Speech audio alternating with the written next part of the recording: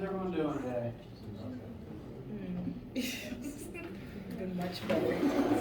I have been much better. You getting much better? Yeah. I hope things become much more better. Thank you. If you need anything related to this class or something I can do, let me know. Thanks. Okay. You're always allowed to ask for help and extensions. Right.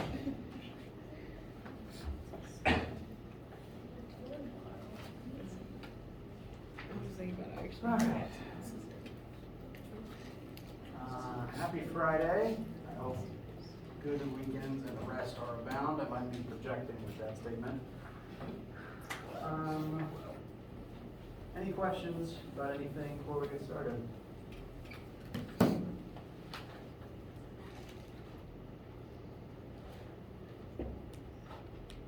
All right. Minor reminders. Chapter 4 homework and quiz are currently scheduled to be due Monday, the 26th.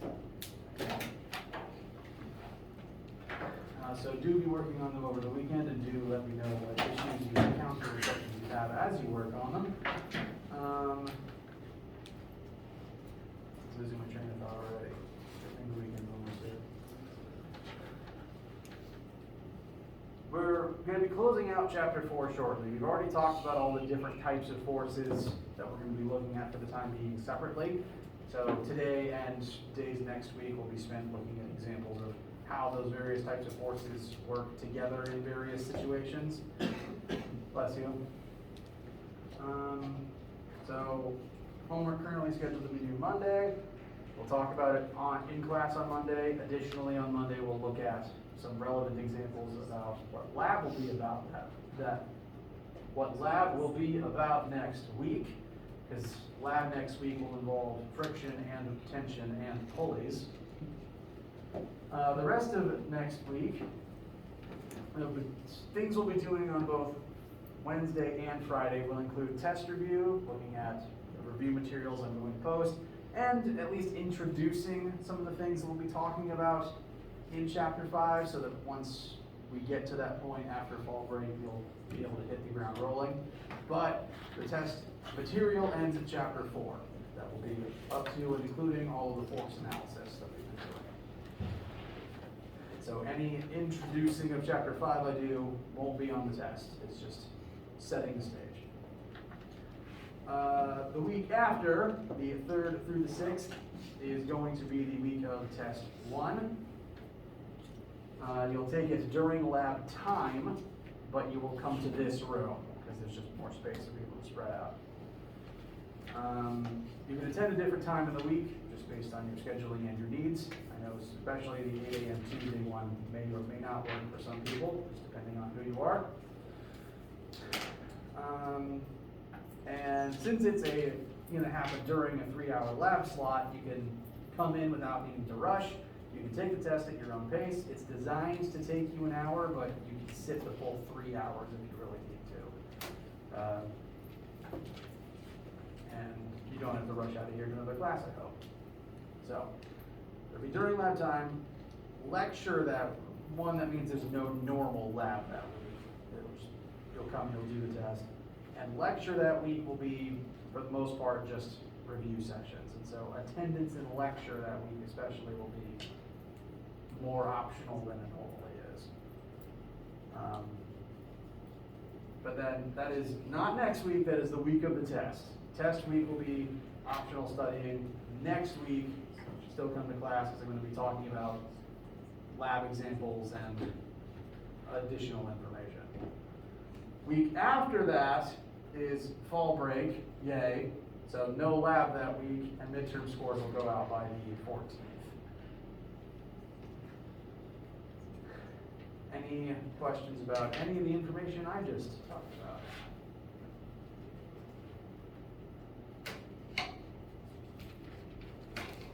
All right. My plan for the lecture proper today. One, I'll make sure that everyone is on a comfortable footing with the example we did last time. I rushed a little bit at the end because we were at the very end and I didn't want to hold you up. So I've got all my work for how to fully solve for the answer on the board. We can step through it to make sure that everyone actually has every step in their notes, because it's good practice as both a tension question and an example of two equations, two unknowns. And after we complete this example, I want to show you another tension example that will involve pulleys, since pulleys will be featured in lab next week. So, I'm going to roll the screen up, at least I'm trying to roll the screen up, so that I can draw on top of the diagram. There's some marks currently on the board from the next example we are going to do, because I don't like having to rewrite things 3 times a day. I'm bringing this up just to mention that, whoops, that's the wrong. I just mentioned them to point out right now we're just focusing on concluding this tension example. I'm just putting this up to redraw the arrows and the labels. Everything that's in green, that comes later. Don't worry about it yet.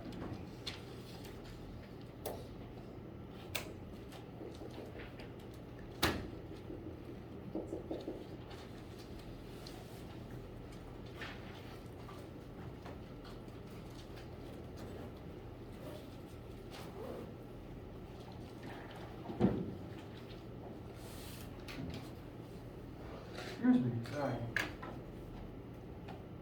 Okay. So, example from last time, we have this box that is hanging from this rope assembly. We completely successfully determined what the tension in that first rope was. We determined the value of T1 is 980 newtons. It pulls up on the box, but it pulls down on that knot labeled point P. We looked at all of the individual forces present on point P. In the x-axis, the two forces that are present are the x component of T3 and the x component of T2. They work against each other, hence the negative sign. In the y-axis, the three forces present are T1, which at point P points downward, because it always points into the rope. The y component of T2 and the y component of T3. In the x-axis, the two x components work against one another. Note they point in opposite directions. And in the vertical axis, the y pieces of T2 and T3 work together to oppose the downward pointing T1. Now in both axes, we determined that the net force, whatever things are being added together to form the net force, the value of net force should be 0. Because the entire point of a structure like this is for everything to hang still, for nothing to move, for nothing to accelerate. If acceleration is 0, net force must be 0. So in each axis, the net force must add up to 0, whatever things are being added together to form it. And this sets the stage for our two equations, two unknowns. Both axes have a T2 term in them and a T3 term in them. So we can solve one axis for one of them, plug it into the other, get an answer, plug the number back into the first.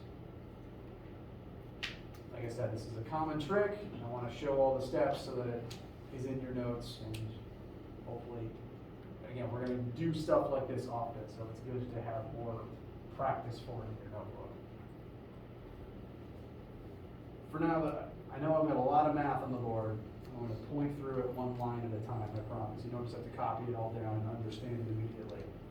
My question for right now is, does anyone have any issues with the beginning force analyses written in blue?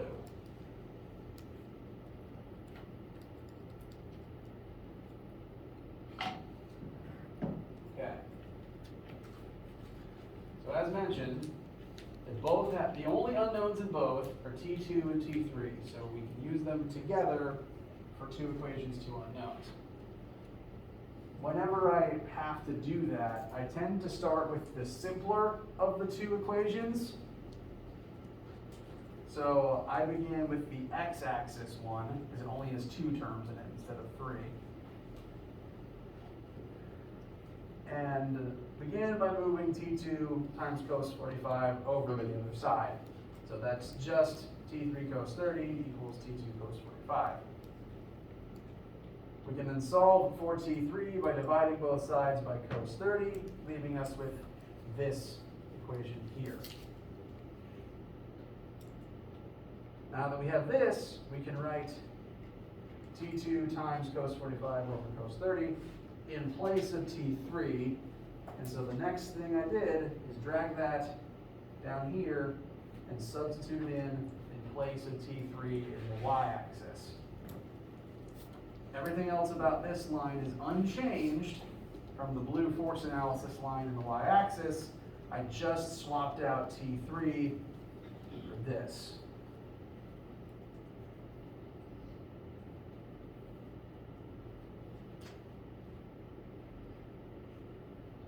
After performing that step, T2 is the only unknown left in this modified y-axis equation, which means we can eventually solve for it. Any questions, issues, literally at all, arriving at this particular line of algebra?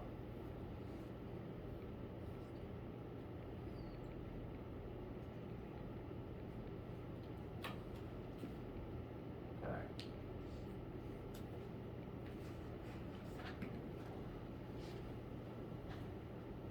Since our goal is to arrive at T2 equals blank, we need to get all the T2s together on one side. Well, actually all the T2s are already together on one side, but we need to get the term that doesn't have a T in it over to the other side. So all I did between these two lines was send or add positive 980 to both sides to move it over. I also did rewrite this big sine cosine fraction a little bit. I just put the sign into the numerator. Mathematically, it's still the same thing, but some people asked about it, so I wanted to, in previous classes, so I wanted to just mention it.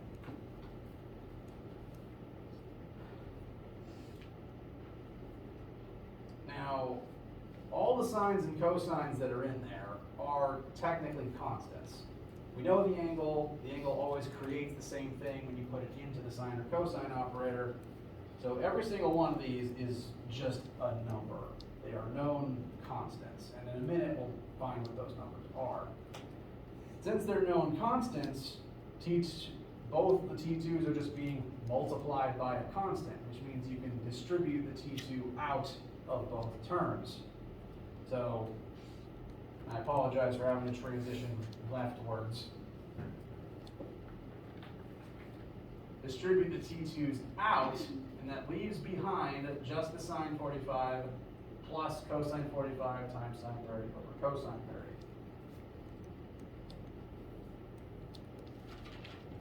So we've consolidated all the T2s together into a single version of that term.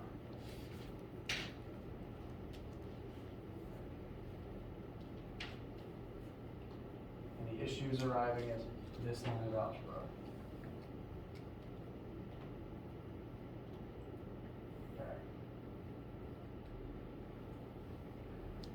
As I said, all those sines and cosines, they're just numbers. And we can simplify that entire parentheses into a single number.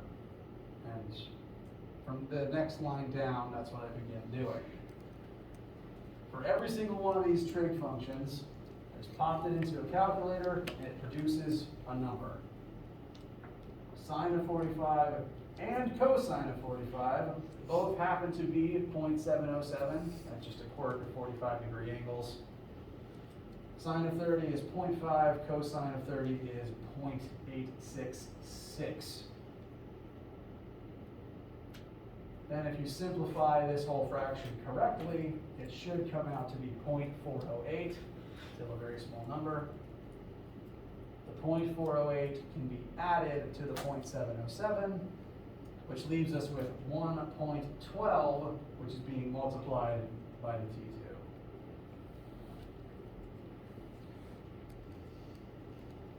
Then divide the 1.12 over, and that will give us a final T2 value of 878.7 newtons. Questions, issues, concerns, etc.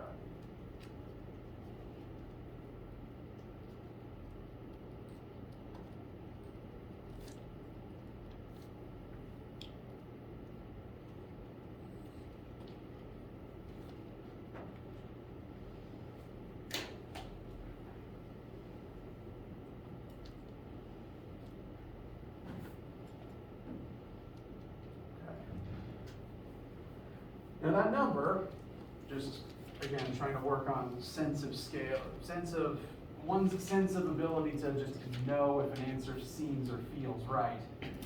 That 878 is smaller than the 980 that is the value of T1.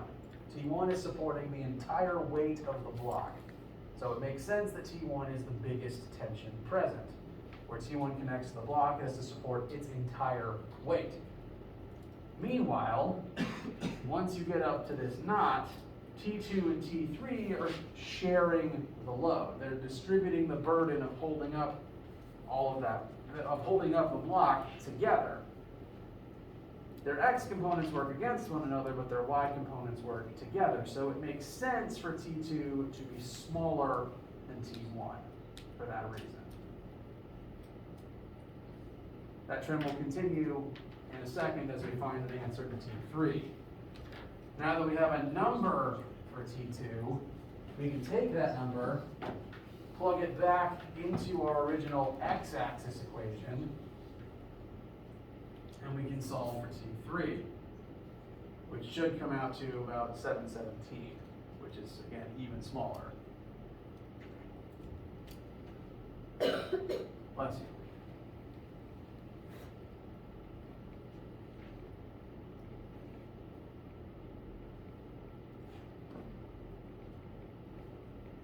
How does this feel? It's okay if you don't have words for it yet.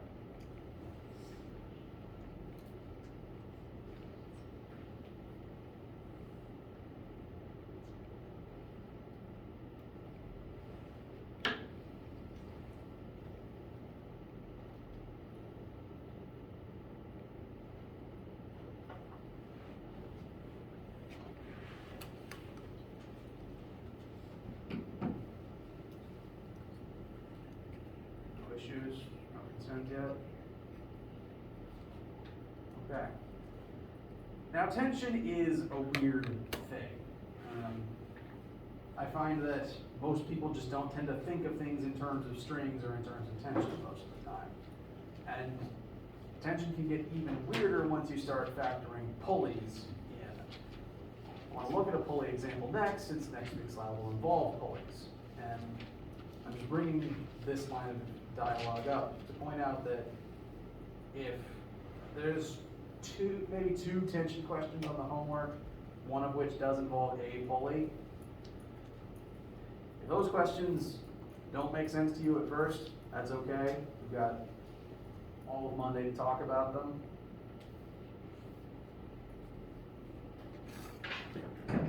Tension's weird. Just saying that as a, what's the word I'm looking for? Saying that as a comfort. It's okay if those questions take a minute. There's also a lot of trig involved in them. So, actually, no.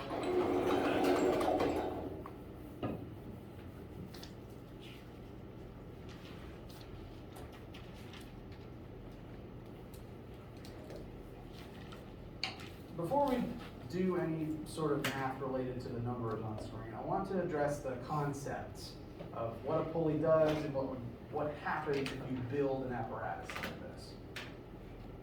Tension is a force that pulls inwards on both sides of the rope. That's true for any object that is under tension. That's true for any string in any physics question. The purpose of a pulley is simply to change the axis that a string exists in. And therefore, it changes the axis that tension works in. If you put a string over a pulley, that does not change the tension in the string at all. It just changes the direction it points in.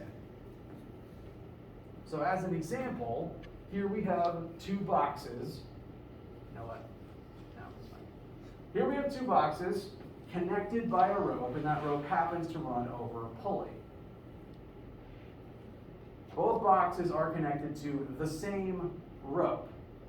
Therefore, that rope is going to exert the same tension inward on both sides of itself. The only thing the pulley is doing here is it's changing the axis that tension acts on each of the two boxes. For box number 1, tension is going to pull to the right within the x-axis. So in our force analysis for box number 1, tension will be in the positive x-axis. Meanwhile, for box 2, as a result of the pulley, tension still pulls in towards the center of the rope, but the pulley has shifted that direction such that tension pulls vertically upwards on the second box. It's the same rope doing the same thing to both boxes, but the change in direction means that is a further reason why the force analysis for the two different axes will have the same tension in them. So pulleys just take an X force and turn it into a Y force, or vice versa.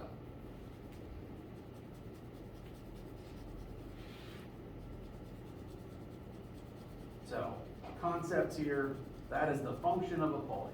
All it does is it changes direction.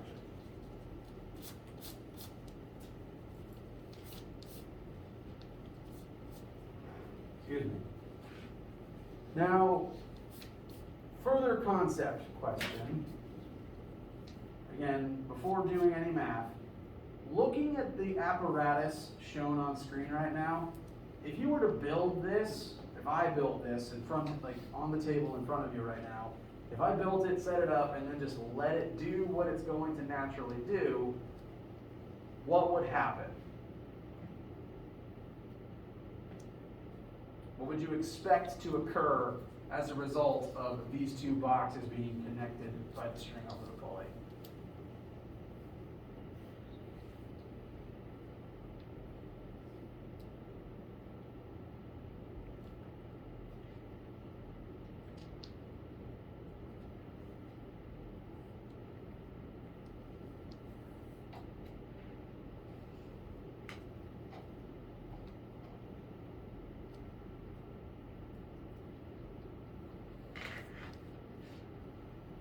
For the sake of simplicity, we're going to ignore friction for right now.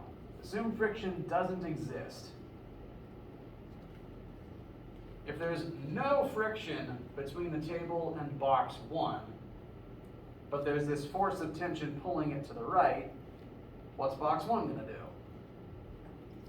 Go to the right. It's going to accelerate to the right.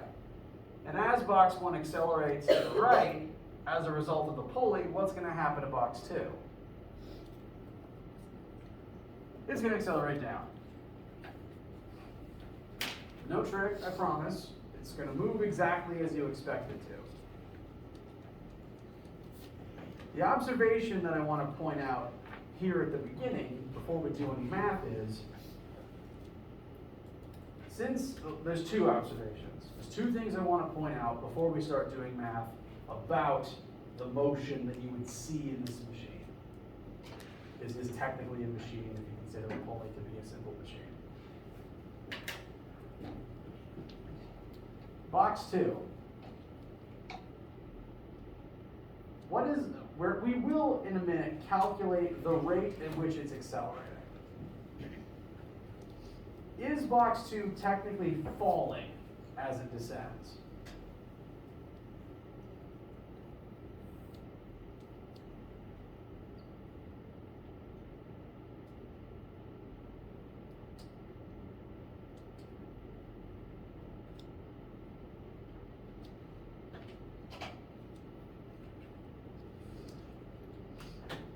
What is the definition of the state of free fall? In order to be in the state of free fall, gravity has to be the only force present contributing to your motion. Is gravity the only force present contributing to box 2's motion? No, it's got this string attached to it. If this string was not there, it would fall, it would literally fall, and all objects fall at a rate of acceleration of negative 9.8 meters per second squared. This rope being here is inherently adding an extra force into this. And even if there's no friction in the pulley, even if there's no friction between box 1 and the table, since box 2 is kind of dragging box 1 behind it, the fact that this rope and that box 1 are there is going to slow down box 2. It is going to descend, it is going to accelerate, but it literally cannot fall because those other things are interfering. It's going to move down more slowly than if that string wasn't there. And we're going to prove that now mathematically. So even without friction, box 1 and the rope are going to interfere in that. Second thing I'm going to point out is, we're going to calculate in a minute the acceleration of both boxes and the tension in the rope on both boxes. And to make life easier, I'm going to draw your attention to the fact that these two boxes will have the same acceleration in this situation.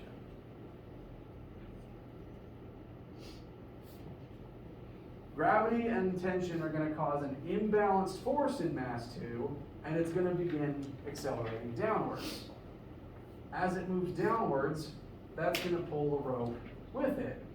So that rope is going to accelerate down at the same rate, and that rope is tied to box 1. So it'll get dragged too. All of this, both boxes and the rope, they're functionally one big object spread over two spaces. And so both of them together are going to share the same acceleration because they're literally tied together. They have to have the same acceleration. It's like if you're in a car, you have the same acceleration the car does. That makes our work a little bit easier because it means that these two things have the same A, the same acceleration acting on both of them, and the same T, because it's the same rope exerting the same tension on both of them.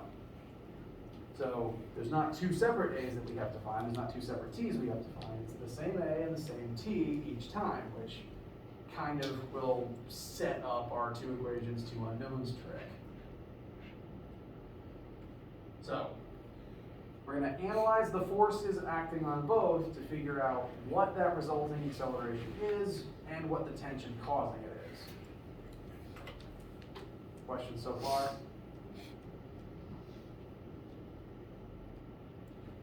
All right. Let's look at the forces on each box first, just to see what conclusions we can draw. Box 1, we're told it's weight, actually. We were given weight instead of mass. That means that we already know what the force of gravity acting on it is. And since it's sitting on a table, it tracks that there's some amount of normal force upwards. So those are the two vertical forces accounted for. Bless you. There is also, from the rope, some tension that will point to the right. And assuming friction does not exist, that's the end of the list of forces acting on box 1. Gravity and normal force will equalize. Tension is going to be what pulls it rightward. Box 2 is a little more straightforward because there's nothing x-axis going on here, it's just y. Its own weight pulls it down, and the tension in the rope tries to hold it up.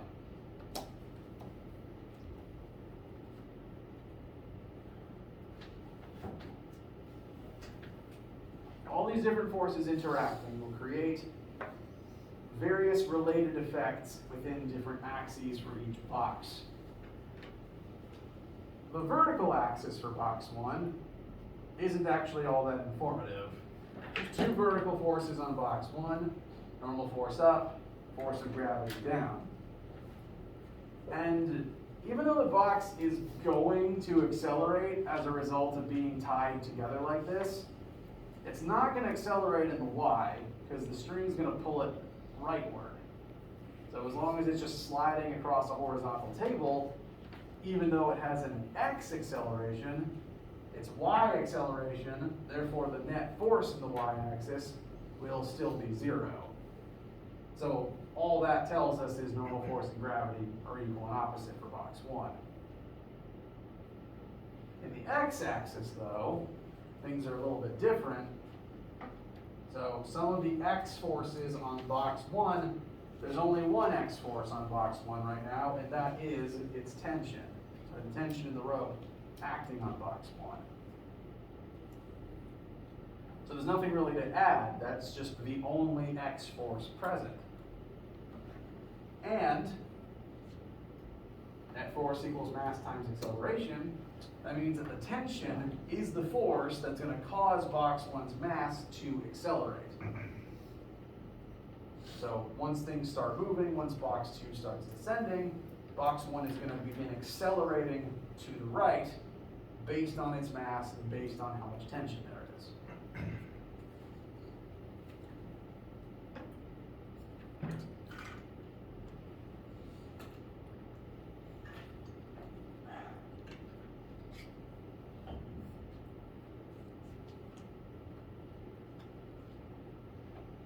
So that's the force analysis for box 1. We're really going to only focus on the x part, because the y part doesn't involve a or t.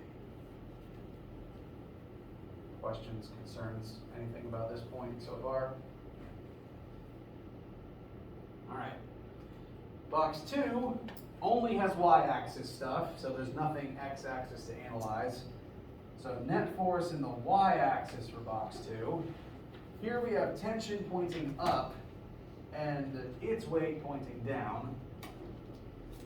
Those are the two y forces here.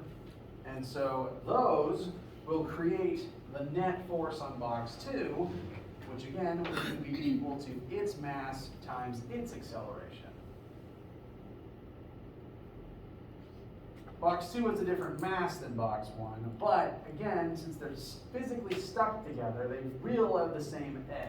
So it's the same A and the same T in both equations, just different masses, and box 2's y-axis factors its weight in.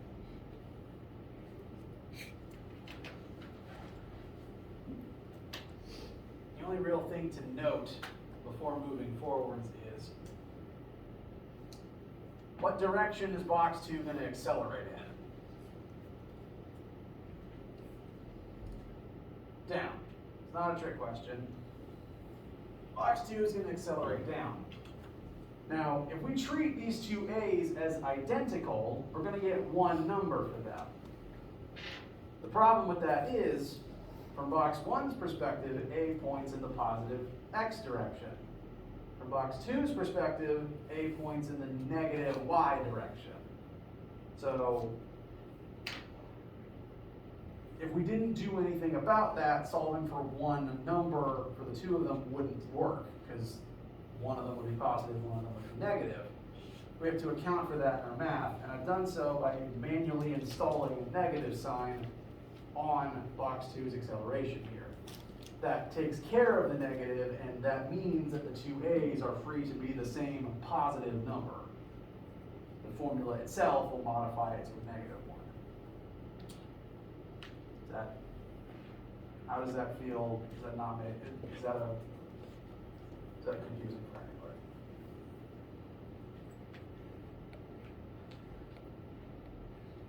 Okay, I'm mostly getting affirmation. So we'll continue on from here. We've basically set up two equations, two unknowns again. Both have A and both have T in them. There's fewer terms than what we looked at earlier, so this one will actually be a little bit easier on the algebra side. The only thing left to do is just make sure you have the mass of each box, because it actually gave us each box's weight instead of its mass. So we need to use Fg equals m times g to find the masses first. So M1 turns out to be about 10.2 kilograms, M2 is about 5.1 kilograms. This tracks, box 1 has twice as much weight, so it has twice as much mass.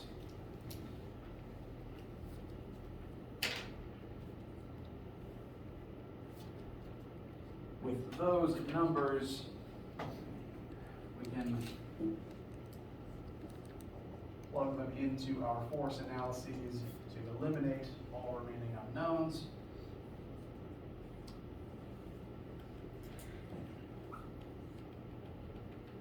And now we're free to use them both in conjunction to find A and T.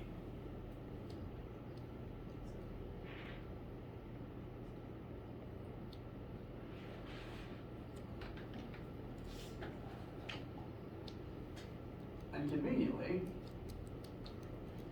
the X equation for box 1 is kind of already in the form we wanted. It's T equals something in terms of A.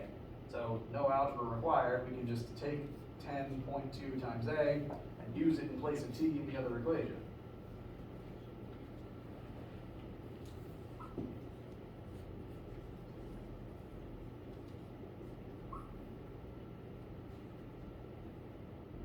That eliminates the T's.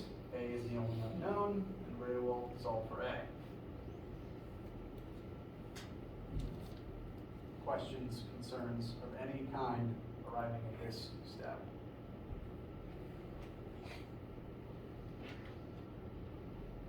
Okay. We want the A terms both on one side and the 50, which has no A, on the other.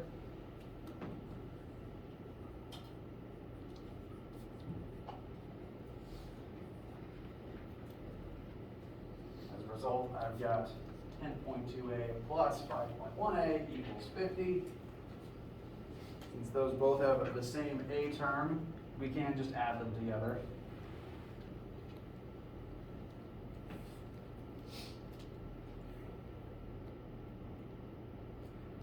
Yeah, I'm just gonna, just to save a little space and to keep from writing like below the line of the desk from some people's perspective, I'm going to just modify the step I have here. You should write the next line of the new step, or you can modify it if that works for your brain. 10.2 plus 5.1 is 15.3. So now we just divide both sides by 15.3, and we will have an acceleration value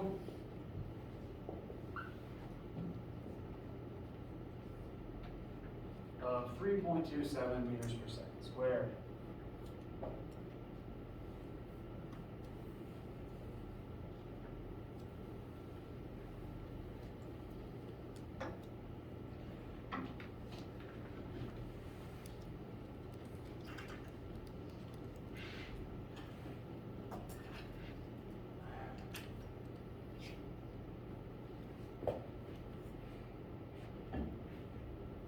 Questions, concerns, anything about getting this number? Tend to overanalyze facial expressions, so for no fault of any student's own, if you happen to make a weird face while trying to read something, I think, oh, is that confusion? Oh no. But sometimes just make weird faces when I'm trying to read something from across the room, so I could be reading something that isn't there.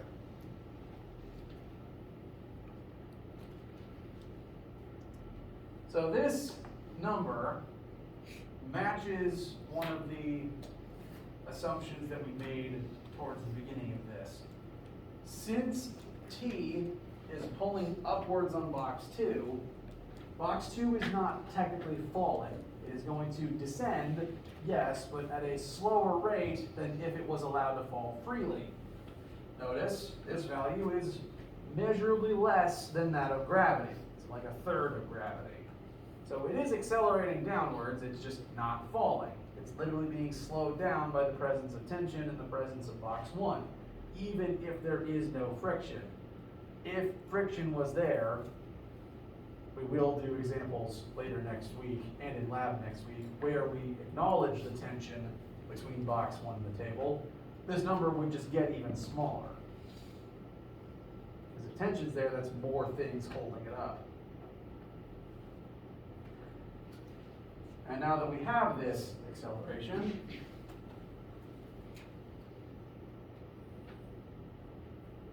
you plug it into our original equation to find a number for the tension that causes all of this. And that should come out to 33.3 repeated newtons.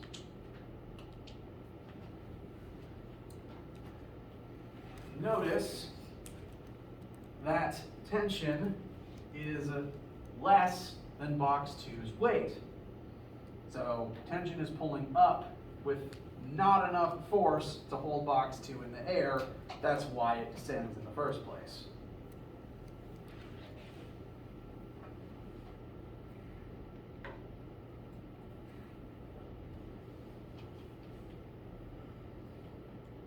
How does this one feel?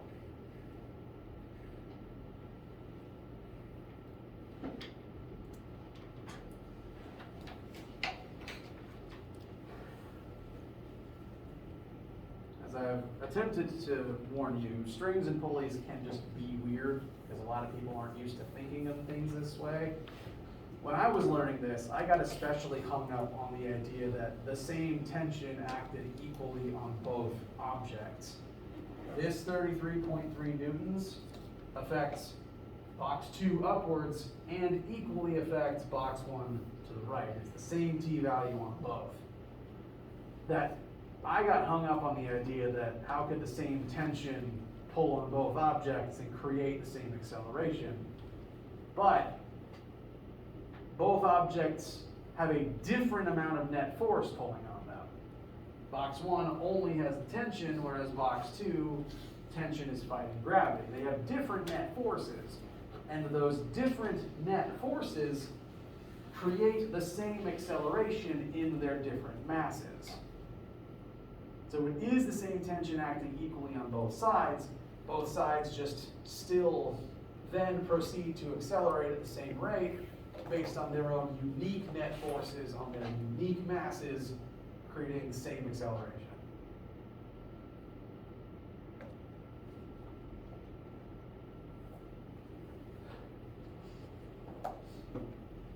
For simple machines, pulleys are at times weirdly complicated when you try to actually analyze what direction everything points in and with what force. And that's why lab next week will be about that. We're going to look at more examples of that, demonstrate some of the ways that pulleys have been used over the centuries and why they're useful in those situations, like what they do in those situations, the forces involved. Any questions from you guys about any of this before we break for the weekend?